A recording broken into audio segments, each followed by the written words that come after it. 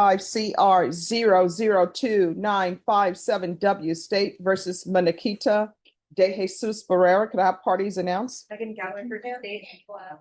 And for the defense? Good morning, Judge. Alfonso Cabañas for Ms. Barrera. And are you Ms. Barrera? Yes, ma'am. All right, Ms. Barrera, you have an attorney, a previous attorney appointed to you. Yes, ma'am.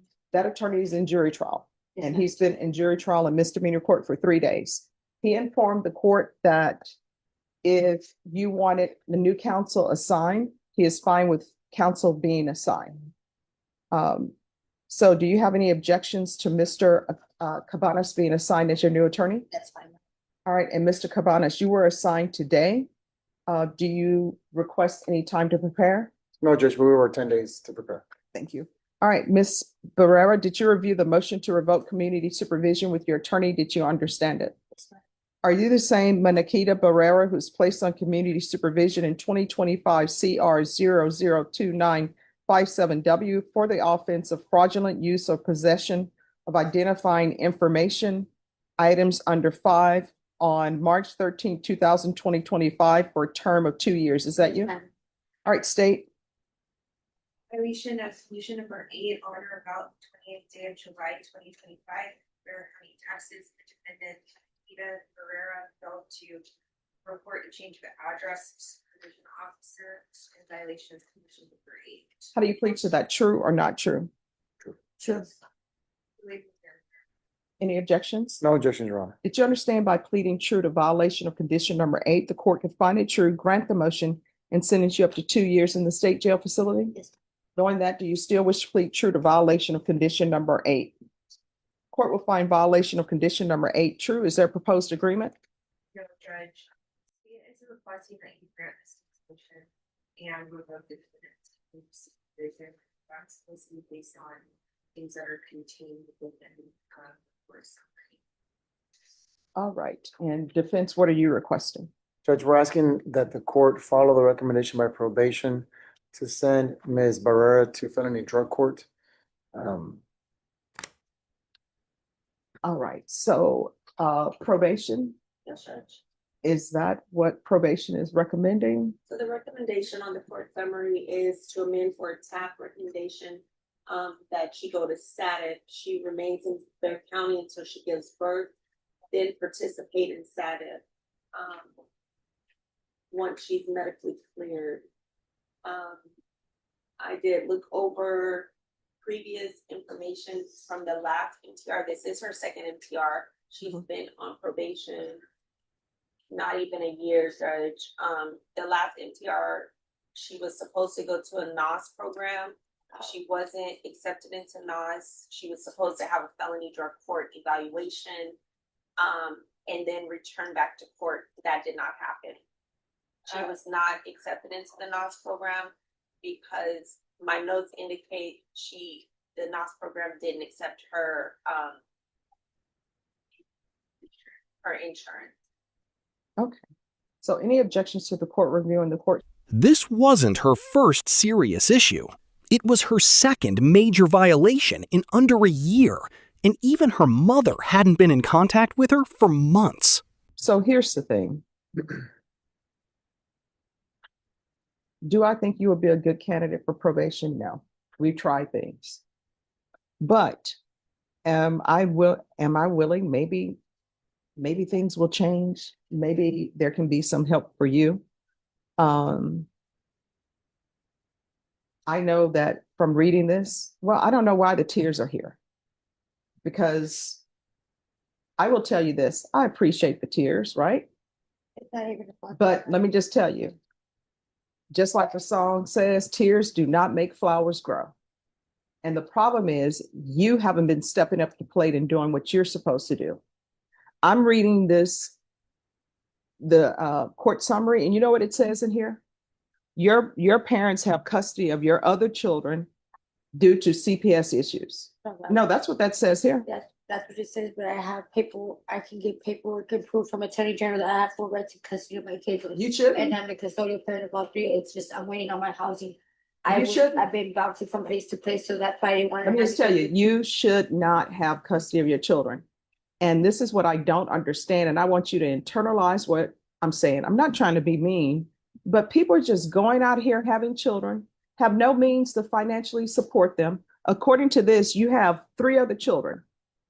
So when I would do CPS cases, you know what I would tell my clients? I'm like, look, I'm going to give you a pass on your first child. Maybe you don't know, nobody told you how babies are made, right? So I'm going to give you a pass for that. But I would have clients who would be 20 years old and have 5 children. And I'm doing the math in my head. At some point, everybody knows where children are made. Do you know I had a CPS case once and they were saying, well, Stephanie, we're going to place the child with the great grandparent. I was like, well, that's going to mess things up because, I'm hoping everybody will live forever. But I'm like, that great grandparent is too old. No, not too old. On the CPS side, we have grandparents who are like 40. I actually represented somebody once. I was representing the baby. And you know how old that baby's mom was? 12. People out here just running around, having children, not giving them any idea of what life is all about, just procreating. And here you're out here just procreating. And you have no means to support. Oh, I'm placing my children with my grandparents because I don't want to be bouncing from place to place because I don't have a place to stay. Whose fault is that? Yours? Get a job. People always will find a place to make a baby, but they don't have a place to support their children. Now your children are with the maternal grandparents, and trust me, grandparents, guess what they want to do? They just want to be the fun grandparent. There are no rules here. I'm going to spoil my grandbabies and then send them back home to you.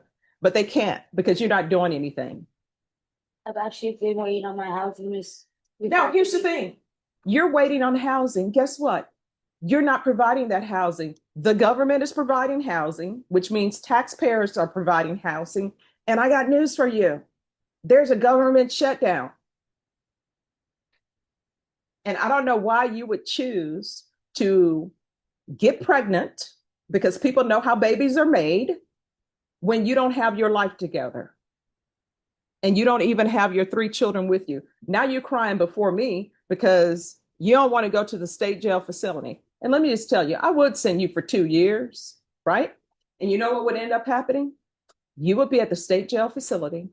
And when your baby was born, somebody would be right there to pick up your baby. Somebody in the form of the state, Child Protective Services. And either it would be placed with your maternal grandparents, but your mom may say, you know what? I can't take any more children. And then you know what ends up happening? Then your siblings are separated. Because somebody will adopt your baby. Your attorney will tell you, guess what? It's always easy to get a newborn baby adopted because you know why? People are looking to adopt children. Guess what they figure? There isn't too much damage that a parent could have done to this child unless they were using drugs while they were carrying the child. They are ready to go and take that baby. And you know, on the CPS side, when you place children with foster parents, The judge gave her 2 choices: spend 2 years in jail or enter drug court and fight to rebuild her life. At the same time, her newborn's future was hanging by a thread, and one more mistake could change everything permanently. The court explained that foster care is often meant to be temporary while parents work to improve their situation. But in many cases, foster families become deeply attached to the children. Over time, some may begin the legal process to adopt, which can eventually lead to a parent losing their legal rights permanently. Stopgap for the parent. The parent's going to get their life together. But you know what really happens? Foster parents fall in love with the children. Next thing you know, they're hiring an attorney, and that attorney is filing motions so that they can adopt your child and your rights can be terminated. And then that's how you have a bunch of people walking around on the planet, don't even know they're related because people like you are just procreating. And then you come before me crying because you haven't done what you're supposed to do. So I'm going to give you a choice.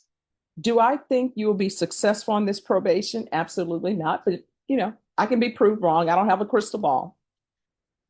I can let you do your two years at the state jail facility now, or you're going to stay at the jail till you're ready to be transferred to inpatient treatment or felony drug court. And I can tell you, felony drug court, they have said that They're down a probation officer, so they can't take as many people or accept as many people as they normally would.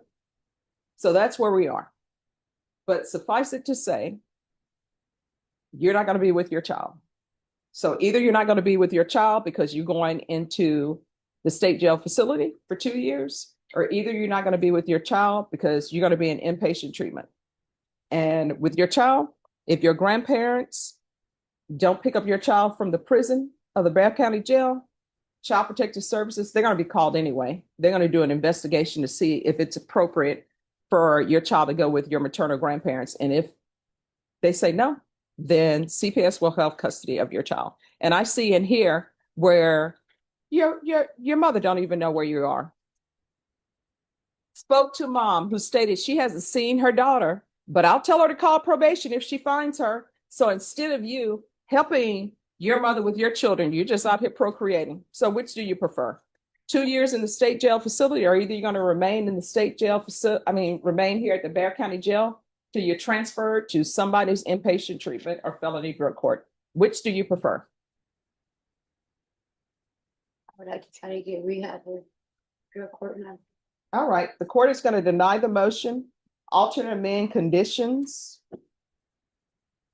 She's to remain in custody for a transfer to felony drug court. We're going to do an updated TAP. And regardless of what the TAP says, it's going to be inpatient treatment. And once she's released, there's going to be field visits until further notice. Is there anything else? Not from defense counsel, Judge. All right, we can go off the record. So do not come to me. If you're back here again for this, don't come because you're wasting your tears, not helping flowers grow. You understand? All right, if you graduate from felony drug court, I'll come to your graduation. Can I say something? Sure. The only thing is I waited 9 weeks before I was notified that the rehab nurse had rejected me. I do have Medicaid. I'm not understanding why they rejected my Medicaid. And I wasn't told, they never called me out. I already got my court date 2 weeks ago to reappear for interview. If I wouldn't, I kept asking and asking what the situation was with my case, and they would just have. Let me ask you this. All of your trying, you were successful in finding time to find some guy and have a baby, become pregnant. You're able to do that, but you were not able to be present for your field visits. You're not available to report to probation because they couldn't find you. You're able to do all of that. I was reporting on this came on my UA. I wouldn't show up for my report dates. No, they tried to find you. They could not. That's where the just So I was kicked out from where I was staying, and my belongings had got stolen. My cell phone had got stolen. That's why I wasn't able to receive the phone call. but here's the thing. You are able to contact someone so you can have a baby and become pregnant. I was already pregnant So- by the time I got into probation. All right, good luck to you.